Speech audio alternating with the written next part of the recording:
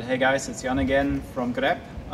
Today I'm going to show you how to wrap a tape without finishing tape or using any kind of adhesion tape at all. Before we're going to get started on wrapping our handlebar tape, you need a couple things. First and foremost, you need our handlebar tape, the gripper, and also of course your bike. Since this is my road bike this time and not a gravel bike, I'm riding a bit more tire pressure here. So I want to have a bit more comfort on the handlebar than I would get with the gravel bike without having any additional cushioning. We made a previous video where you can use an inner tube for wrapping underneath the handlebar tape in order to get a bit more cushioning. This time I want to use some standard gel pads to put on the handlebar before wrapping the tape. In this case, they're just some gel pads from Zip, which you can get anywhere. And yeah, let's put them on and then get started with the wrapping of our tape. Let's get started with the gel pads before wrapping. So first, pull your hoods back, make space for the whole process. Then make sure that your handlebar is clean. You can wipe it with, I don't know, water or isopropyl alcohol. Yeah, there's usually some release liner, and then you just place your gel pads where you want to have them. Make sure that you maybe try that in the first place without, by sitting on the bike.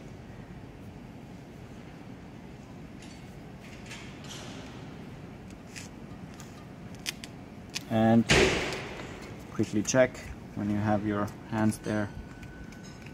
Yeah, that's the right position. Okay, so for the wrapping part. So our tape comes in a usually pre-cut in this 45-degree angle, but the direction of the cut is really important depending on which side you are. So if you are on the left-hand side of the bar, it's kind of relevant, or it's better to have the cut basically to start with the cut pointing towards the outside of the handlebar. So the longer edge is pointing to the outside of the handlebar. Why is that so? Because you want to make it overlap with the tape which goes around, that it grabs it properly and squeezes it basically in between. And therefore you make sure that the open end is kind of fixed in place properly. So make sure that your gel pad, or if you wrap without gel pad then ignore it, is in place before you start wrapping.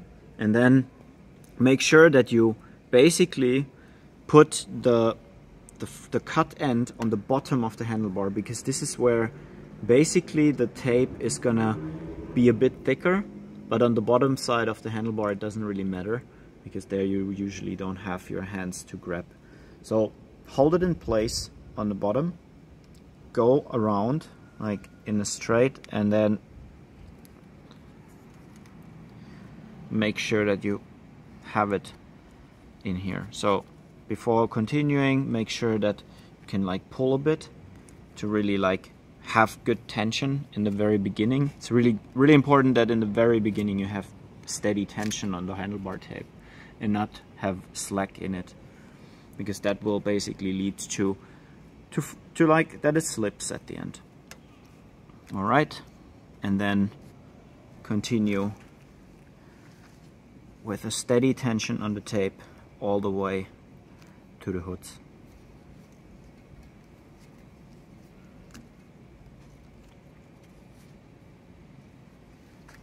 So now, since I have done couple revolutions, you see now also the direction of the tape is as set in the beginning, into the turning direction. So that basically means when you now pull, the tape gets more tight if it's a bit loose. So you don't have to be worried that it's gonna come loose, because now it's in pulling direction. Okay. All right, so now before we're gonna finish up here, just do again check if the hoods are fitting, and then go all the way down to the end of the handlebar and finishing it up with our bar and plug. So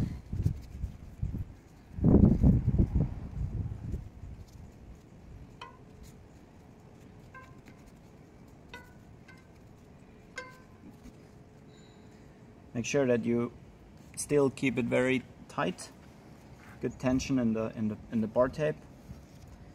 And then before you cut the tape, it's really important that you check that you have basically that you're finishing up the loop with the edge of the bar. So go all the way around until you basically feel, okay, now it falls in basically by itself. Then you know roundabout, okay, I can cut the tape here without having to fear that it like loosens itself from the bar end plug. All right, so I will kind of do this again. All right, so here it falls in. So I'm gonna cut my tape here. In this case, it actually doesn't matter whether it's a angle cut or straight cut, because basically you tuck it in the end of the handlebar. Okay, before we're gonna put in the bar end plug, I actually haven't now cut the tape.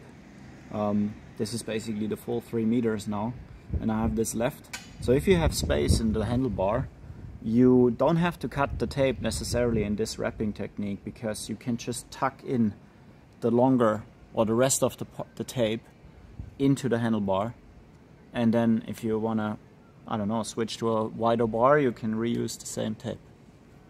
Okay, so basically hold the tape when it's at the end of the handlebar, then use the longer one, and then just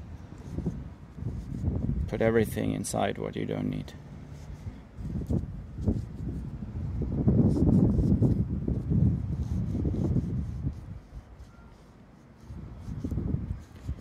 Okay, so now you see that basically where you're holding it, that's where it's, so this is basically the first part which goes in, and then the rest of it you also just tuck in the handlebar. Try to make sure that you hold it in place like I do, like put your whole hand around the handlebar. Then you take the outer part of our bar end plug, make sure everything is there, and you push in the outer part of our bar end plug like this. Now you see the handlebar tape already holds by itself. Then you take the inner part, push it in. That might be a bit harder than it used to be when you start from the bottom, because now obviously you have more tape inside. And push it in, and that's it basically. Then of course you finish up the other side and you're good to go. That's basically how to wrap a Grepp handlebar tape without using any finishing tape, and you get a super clean looking cockpit afterwards without any disturbing tape here. So that's the really nice thing about it. All right, see you later.